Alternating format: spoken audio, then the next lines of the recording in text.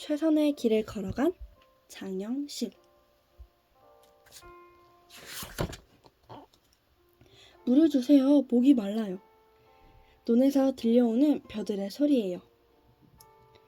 논바닥은 거북이 등처럼 쩍쩍 갈라졌어요. 물이 없어 숨을 쉴 수가 없어요. 시냇가에서 들려오는 물고기들의 소리예요. 오랫동안 비가 오지 않아 모두들 물을 달라고 아우성입니다. 농부들은 바닥에 주저앉아 울고 있었어요.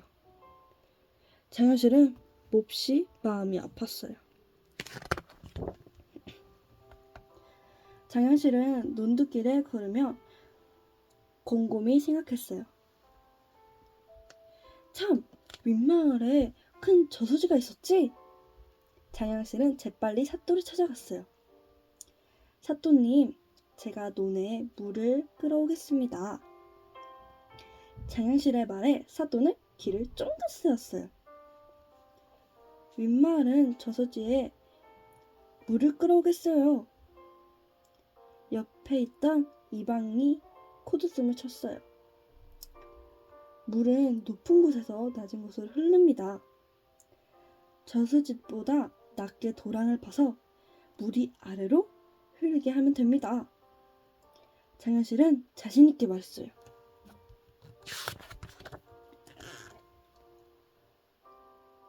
사또는 장현실이 시키는 대로 했어요.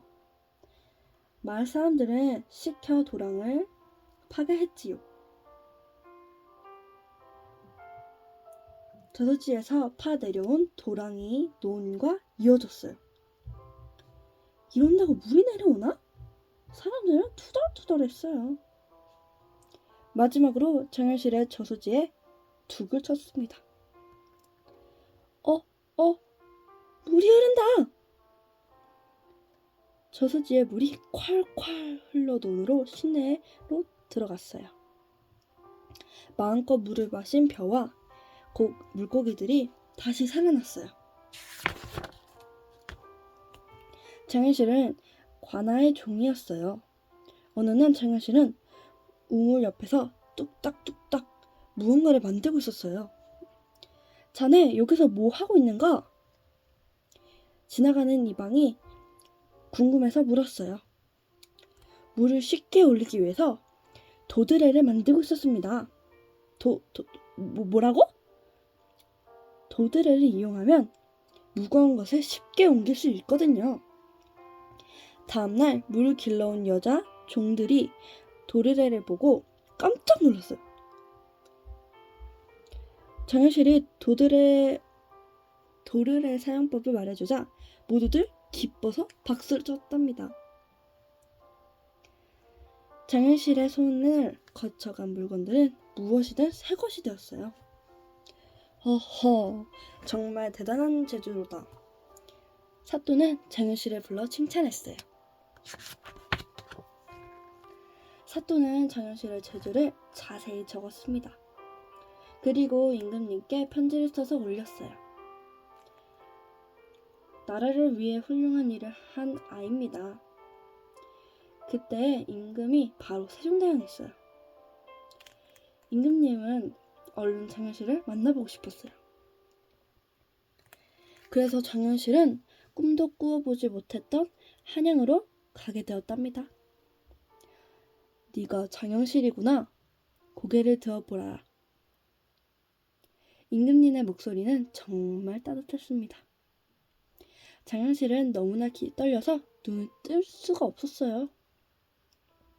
이제부터는 관아의 종이 아니라 너에게 벼슬을 내릴 테니 나라를 위해 일하거라. 장현실은 단숨에 어머니에게 달려갔어요. 어머니, 이제 떨어져 살지 않아도 되고 관아에서 수를 따르지 않으셔도 됩니다. 장현실의 어머니는 관아에 매어있는 기생이었어요. 그래서 장현실은 10살이 되자마자 관아의 종으로 되었던 거지요. 물론 어머니와 함께 살지도 못했고요.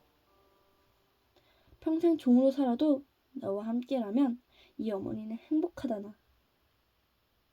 장현실은 어머니 품에서 한참 울었답니다.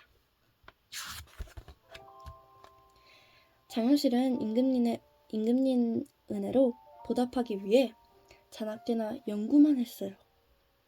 그러던 어느 날 밤이었어요. 하늘을 쳐다보던 장현실은 갸우뚱 고개를 저었어요.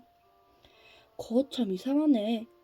어제는 분명히 별이 저기쯤 있었는데. 어느 날 밤에도 장현실은 별을 쳐다보고 있었어요. 별이 또 움직였네. 장현실은 매일 밤 조금씩 바뀌는 별의 위치를 그렸어요. 별과 달의 움직임을 잘 살펴보면 농사에 많은 도움이 될 거야. 이렇게 해서 우리나라 최초의 천문 관측 기구가 만들어진 것이랍니다. 임금님은 급히 장현실을 불렀어요. 그대의 지혜가 또 필요하오. 장현실은 아무리 힘든 일이라도 임금님이 부탁하는 건 다 만들어내고 싶었습니다. 백성들이 마음껏 책을 읽게 해주시오. 장현실은 임금님의 깊은 마음을 금방 헤아릴 수 있었어요. 고르고 반듯한 글자를 많이 찍어 낼 수 있도록 하겠습니다. 장현실은 꿈속에서 쇠붙이를 주물렀습니다. 사람들은 혹시나 장현실이 쓰러질까봐 걱정도 했고요. 그러나 장현실은 한 번 시작한 일은 반드시 이루고야 말았습니다.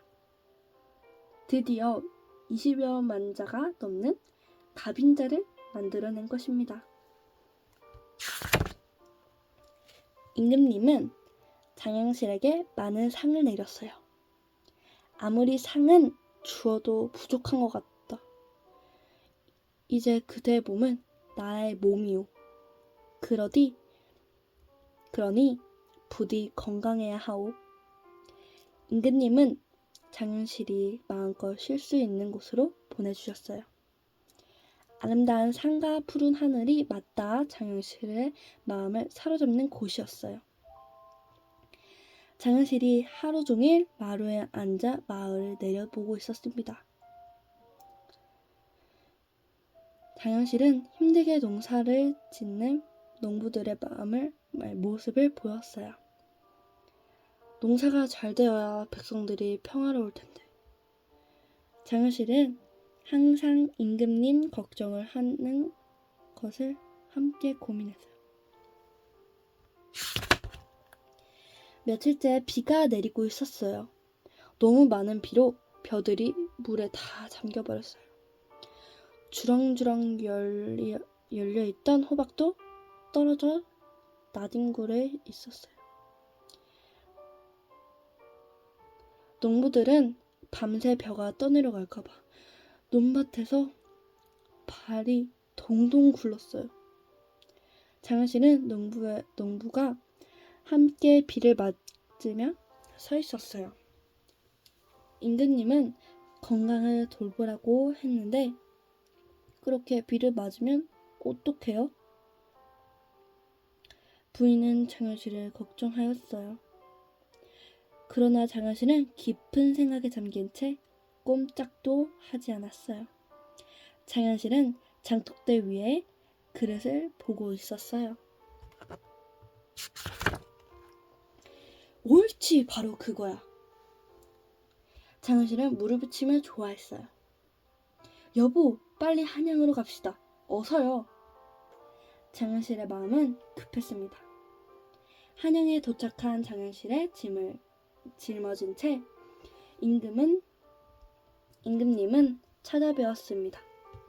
마마, 농사에 큰 도움이 될 기구를 생각했습니다. 비의 양을 측정해 두었다가 언젠간 비 오지 않는지 알아내는 겁니다. 장현실의 말에 임금님은 마음이 들떴어요. 장현실은 장독대 위에 그릇을 생각하며 치우기를 만들었어요. 치우기는 비의 양을 측정하며 다음 해에 농사에 대비할 수 있었습니다. 치우기를 만든 지 얼마 후 장영실은 더위를 식히기 위해 냇가에 나갔어요. 장영실이 물가에 가까이 왔을 때였어요. 사람 살려! 어프! 사람 살려주세요! 사람이 물에 빠졌는지 뭐예요? 장현실은 얼른 주위에 있던 새끼줄을 던졌어요. 물에 빠진 사람은 겨우 새끼줄을 잡고 밖으로 나올 수 있었어요.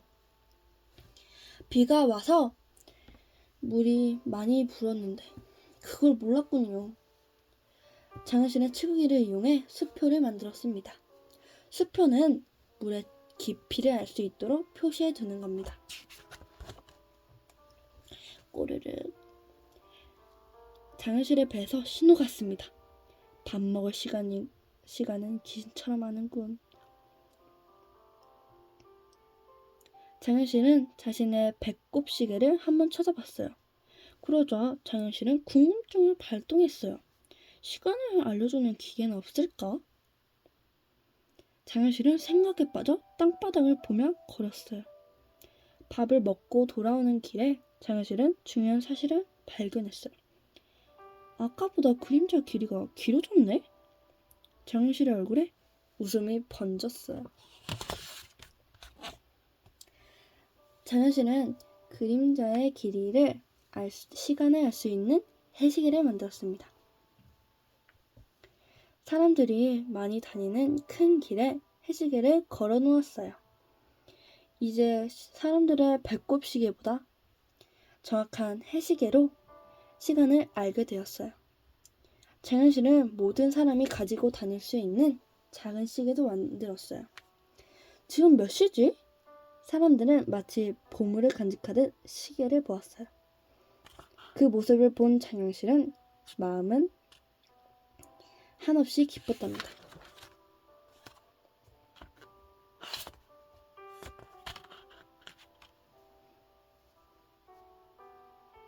장현실이 만든 물건들. 해시계, 물시계, 누각, 수표교 다리.